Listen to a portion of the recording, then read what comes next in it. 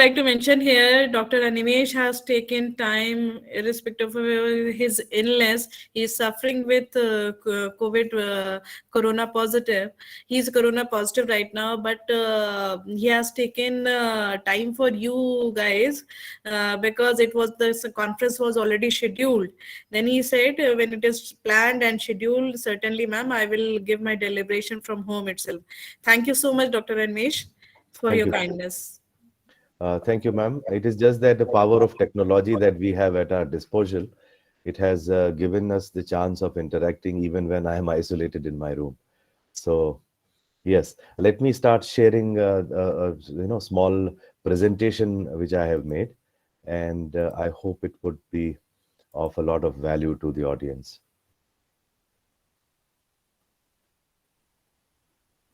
Okay, is this presentation visible to you all? Yes, sir, it Yes, it is. is. Yes, it is. All right. So now it's on the full screen mode. Let me try and just put it here aside and hide it. Okay.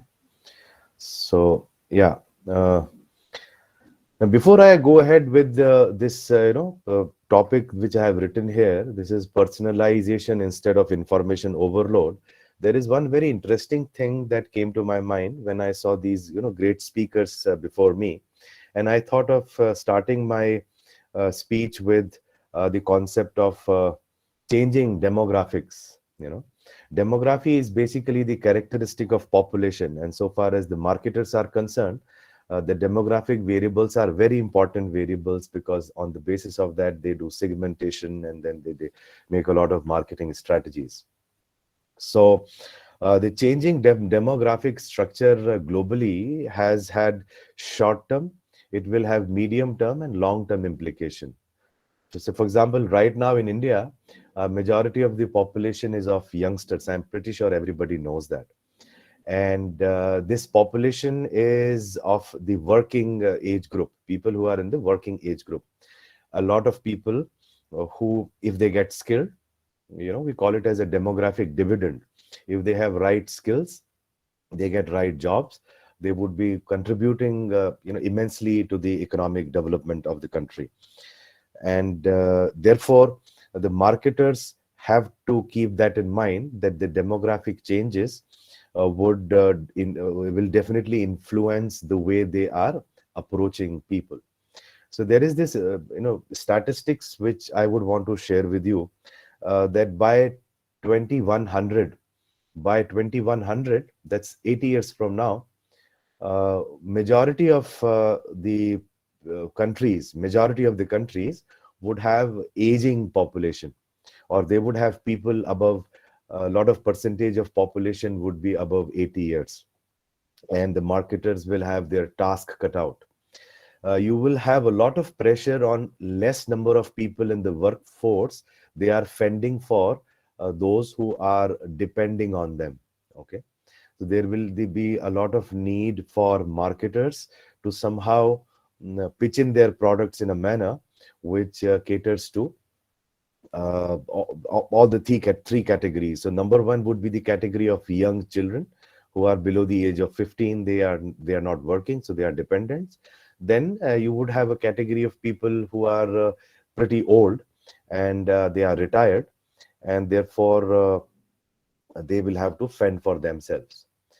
Now that again gives a great idea to the present generation, that when you start working, you must start saving a lot. There is a need to save. Even when you do government jobs, you don't have pensions anymore, so the savings would not only be benefiting you in future, but it is good for the economy. So this is one thing I just thought of sharing with you all before I start telling you about these points which I have prepared, and I would want to deliberate on these points. So demographic change definitely is going to have a massive influence. Now, the population of China would be roughly about 70 crores, okay, by 2100. Just imagine the consequences. It is going to reduce by more than half, all right? The population of Brazil would be reduced by about 30%. uh, the population of India, now this is an interesting thing, population of India would be reduced to about 1.1 billion.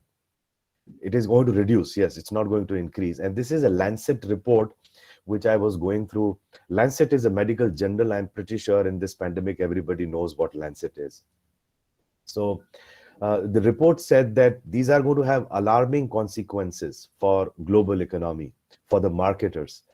Uh, and when we look at the power of China right now, and it has the expansionist tendencies, it has been able to market itself very well, number one exporter in the world as of now. And it's making inroads into the African countries and wherever it gets the possibility of, utilizing the resources, or rather, I would say, exploiting the resources in different parts of the world. That is be at the mercy of others, you see.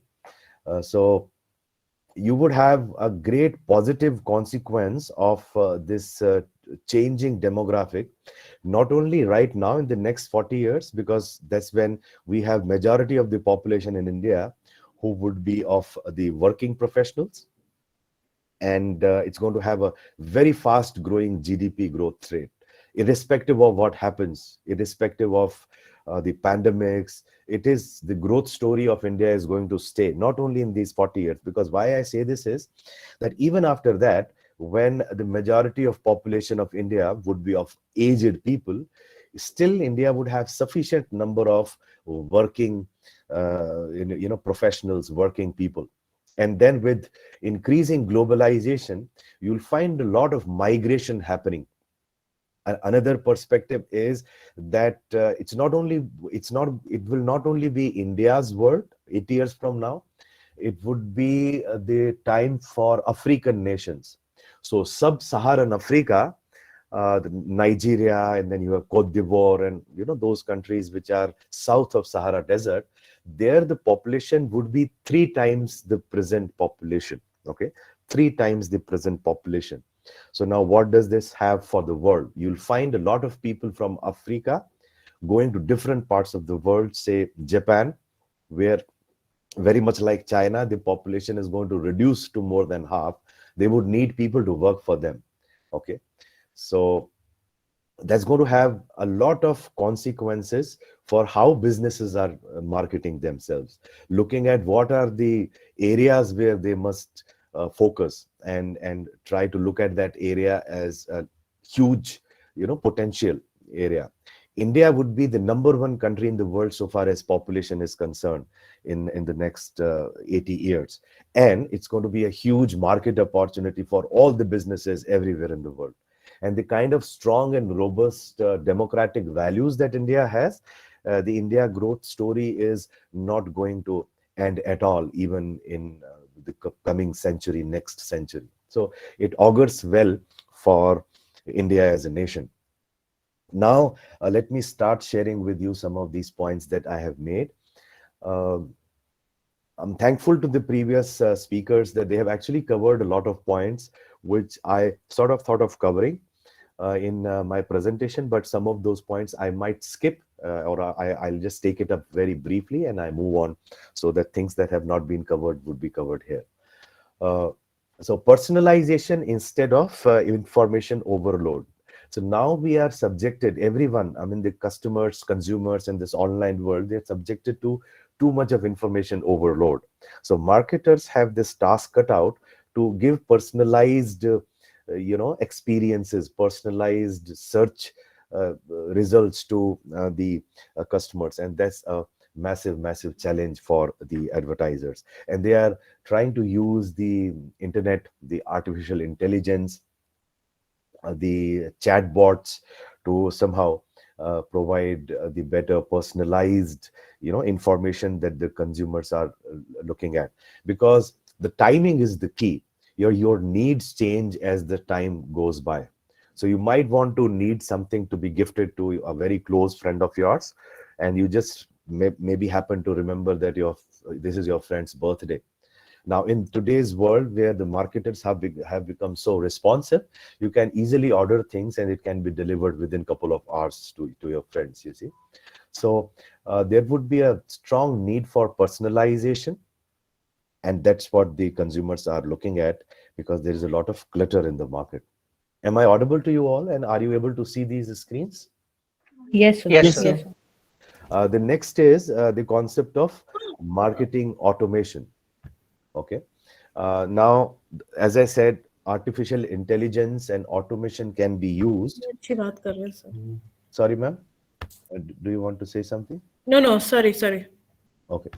So, yeah, the artificial intelligence and automation would be used by marketers to upsell and cross sell. I'm pretty sure you know what upsell is, like those who are buying products which are not very expensive, which are not adding a lot of value to the company. The company might want to sort of communicate to the customers that you can buy products which have better value for you. So that's called as upsell, selling expensive products. They can use it, they can do it by the use of automation and artificial intelligence, and knowing that probably what consumers want, having a look at their uh, internet activities, cross sell to customers. So those who have not purchased products into a different product line, those, I mean, the product, the customers can be uh, offered a product in a different product category. So that's called cross selling. Okay. Then again, when you are going to a website using the artificial intelligence and automation, those websites can suggest you the ways that probably you can stay for a longer period on those websites. It would want to hook you to the website, and so that you don't leave that. The various examples, like you have social media reels, social media, those small videos which hook you to social media. And even when you go to Amazon and Flipkart, they would want to sort of give you suggestions. They would suggest you that if you're trying to buy a product, these are the similar products, and which is why you don't leave that website. Identification of hot leads, prospects who might want to buy. Customer retention would be the key in future. Delivered personalized website experience. Again, so whatever you have been purchasing, if that can be shown to you again and again, in terms of your likes and dislikes. So it can be an automation within the website, that whenever you open the website, you actually see the things that you have watched. You go to Amazon, you go to Netflix. Okay. So they tell you that things that you might like, depending on what you have browsed in the past. So those things would be definitely, they would be going to be there for times to come. Then through the automation, a lot of cost saving and time saving can be delivered to the customers. I've already said about the concept of chatbots and artificial intelligence. So chatbots basically make the experience quite responsive for the customers, and which is what they are looking at. Various companies on their website, they have these chatbots. I'm pretty sure everybody knows about it, and speakers prior to me have talked about these. So in future, the challenges for the marketers are to basically have better chatbot experiences.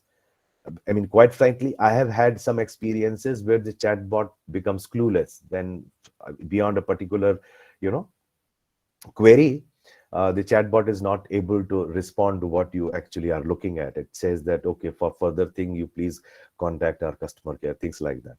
So the challenge would be to make chatbots as, lively as possible. Uh, like product recommendations, it can be used for communication, email personalizations. You can simply ask the chat box that I want the product catalog to be sent on my email. If it can be automatically sent on your email, you would really love to know and read, details using the product portfolio and product catalog. Yeah. So e-commerce transactions can also be helped by the way of chatbot. So there's one thing I just thought, and I found it on the internet, and I thought of sharing with you all. So there is this, communication. A Mastercard is famous for using its AI in the messenger. So it says the question is, how much did I spend on Uber in September? So there is this response: you spent such and such. How about October? Again, it says that in October this much is your spent on Uber. How much did I spend on restaurants in September? So such smart, intelligent responses would be seen in future, is going to make life easy for the consumers, and it is also going to make them, retained with the marketer. Marketers would be able to retain their customers because they have these nice experiences. So then it actually offers, want to see the transactions. It says that you have spent this much on the restaurant, and do you really want to see the transactions that you have done? So person says, show my offers. So there are these offers given that as of now, these are the offers you can avail depending on your past purchase. Then what benefits do you get with my, do I get, there's a query given by someone, what benefits do I get with my Mastercard? So again, those benefits are listed. Then again, there's a question, what is Master Pass? So again, that information is given. So these chat box are going to be there. Now, blockchains are the future, the blockchain technology. I mean, everybody knows cryptocurrency uses blockchain as the technology. It's basically a digitally distributed, decentralized public ledger that exists across the networks. Okay. And the blockchains can actually be used by marketers to check the efficacy of influencer marketing. I would not tell you what influencer marketing is, because it has been covered by the previous speaker. So whether the influencer marketer has led to an increased sales, that is something which can be found out using the blockchains. And then you have affiliate marketing, checking the efficacy of affiliate marketings, those who are affiliated to you, those who do the marketing for you. So figuring out whether their marketing effort has had some influence on the sales and on the revenues. Loyalty programs. So when you spend money on loyalty programs, whether that has actually led to increased revenue. Blockchains can actually be used for targeted advertising with pinpoint accuracy, as what Facebook does, as what Google does. And then also to check the ad frauds. The marketers can use blockchain to make sure that those who try to imitate them, those who try to sort of sell fake products by using similar logos or similar names, that can be prevented and checked. This could be done using blockchain. Blockchain also has a lot of benefits in the area of supply chain. I'm pretty sure you know what supply chains are and value chains. So blockchain is going to be used by marketers in all these activities. Then the next important stuff, which the previous speaker spoke of, and this content marketing is related to what he spoke of, wherein he talked about the importance of storytelling. You see, so in future, you would not have a lot of USPs that the marketers are able to have. Okay, and the reason as to why I say that is that it will be very easier for the marketers to imitate and emulate. Yeah. Sorry.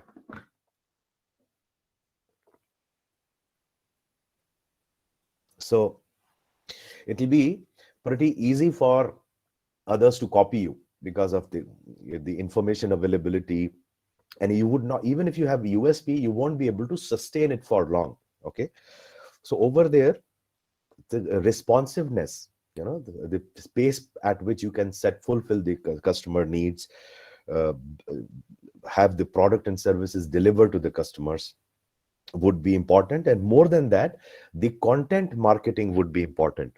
Like, rather than talking about the product or service that you are selling, you talk about the solutions that the product and service offers. You just do not talk about it. So if you happen to go and search for the advertisement given by these companies, say for example, John Deere is a great example of using content marketing. So it has created a magazine. It has come out with a magazine, Furrows, which helps the farmers there in the US. So there's a great example of Oh, content. sorry to interrupt in between, sir. Yes. You're requested to check your message, please. My I'm sorry. message? Okay. Yes. All right. One second.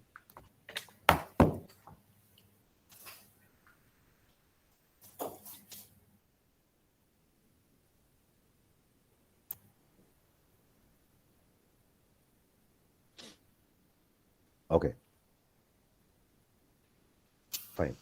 So yeah, as I said, the content marketing is going to be the future, where the marketers will have to focus on uh, the content, so like influencers being used in the marketing, again, is an example of content marketing. You are talking about the solutions that the products and services offer, and that's going to be the future of marketing ahead. It's already been covered in the previous session. Storytelling is important. Human touch is important, and being responsive and responsible to the consumers is going to be there in future. Somebody was giving example of Mama Earth's products in the previous sessions. So the green marketing products, which are sustainable products, which are not hazardous to consumers, would be used. So you'll find that there'll be a lot of change in consumer behavior because of the marketers' intervention, and you'll find that the companies that sell products which are not healthy maybe discontinued, and those companies will have to diversify into other product variables. Okay, so then better brand consistency and brand performance. So it is very important to protect the brand value, and which is why someone gave the example of Harley Davidson. They left India, but now they are tying up with another company. Maybe they would be selling by a different brand name, so that the major their big brand name Harley Davidson doesn't get diluted. So brand consistency and brand performance, it has to be maintained by the use of internet and social media. Analytics insight, it has been covered. Consumer privacy is going to be challenged in future, where the consumers are a little skeptical and afraid that their data can be misused, or they are quite frankly not very much aware of what are the various ways in which their data can be misused. So the marketers have their task cut out to convince the customers and tell them that yes, your data is safe with us. Some businesses, unfortunately, in the past have had to face the court cases by selling the data of their customers and consumers without their knowledge. I'm pretty sure you know which company I'm talking about. Sustainability, making green products which the companies have to focus on less exploitation, have to focus on less pollution. So as a model, input, process, and output, on one side, the companies will have to tell customers and consumers that they are following the concept of less exploitation, less pollution. Elon Musk's initiatives are great examples, like Tesla. You have then the Boring Company, which talks about the Hyperloop as a technology. So in future, you'll find a lot of these developments by others as well. Influencers has been already done. Then the messaging apps can be used to boost sales by the way of sharing links where people can immediately buy, and the marketers are doing it. They will do it more with accuracy. Micro moments are important. It's like when you are browsing, you are not pretty sure of which product to choose. So the marketers have to be very sensitive and will have to figure out what exactly are you looking at, and offering you the right product at the right price, and figuring out as to whether you are really interested or you are simply browsing it for fun. And using AI, they can do that. Social media stories, it's already been covered. Web push notifications, again, you can opt out or opt in. You can be given this message by the website that if you want to have notifications, please press here, and you will keep on getting the notifications.